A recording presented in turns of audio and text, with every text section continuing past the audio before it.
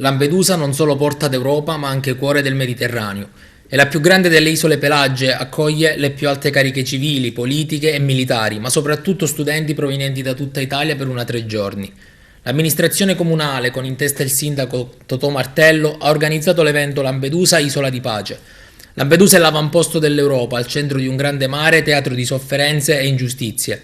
Io sono convinto che l'Italia in Europa conta solo se si dà un ruolo nel Mediterraneo, meglio se se lo dà in Libia, dove siamo scomparsi. Ma in questo continente africano che dista dalla mia città 140 km, quindi 25 minuti di volo, stiamo attenti, in quel continente non vedo più l'Italia, vedo sempre più Cina, vedo sempre più Russia.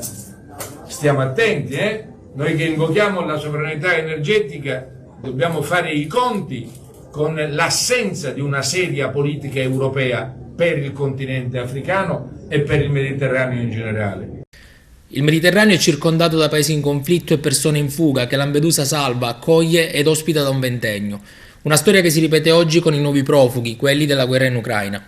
Lampedusa diventa così ambasciatrice di pace, uguaglianza ed accoglienza. È questo che il ministro dell'istruzione Bianchi ha spiegato agli studenti. La scuola d'Italia non è ferma, infatti, sottolinea, sono 20.000 ragazzi accolti nelle nostre scuole e anche se c'è la difficoltà della lingua occorre capirsi e comprendersi. E per un cammino di pace occorre la scuola, che è il luogo in cui si studia per comprendere le parole. Sull'isola presente anche il presidente della Camera, Roberto Fico. Lui ha scelto di visitare la Porta d'Europa, monumento alla memoria dei migranti morti in mare nel naufragio del 3 ottobre 2013. Mi preme dire che sono molto emozionato ad essere qui oggi a Lampedusa. Per me è la prima volta, sia come visita istituzionale, sia come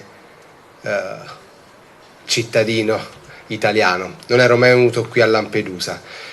L'ho sempre avuta in mente Lampedusa e quest'oggi il sindaco mi ha detto che Lampedusa viene sempre raccontata da altri e non viene raccontata poco magari dai lampedusani e credo che questo sia un concetto molto importante, perché sentire e vivere con chi abita Lampedusa questa terra e questo mare che possa essere raccontato tramite queste storie in Italia e nel mondo, credo che sia un punto di partenza importante. E anche l'idea del punto più a sud d'Italia e del punto più a sud della nostra Europa, che in questo momento qui costruiamo un nuovo e grande movimento per la pace, un'idea di pace che possa partire anche da iniziative di questo tipo e che questo tipo di iniziative vanno moltiplicate per far sì che arrivi fin dentro al cuore dell'Europa e nel cuore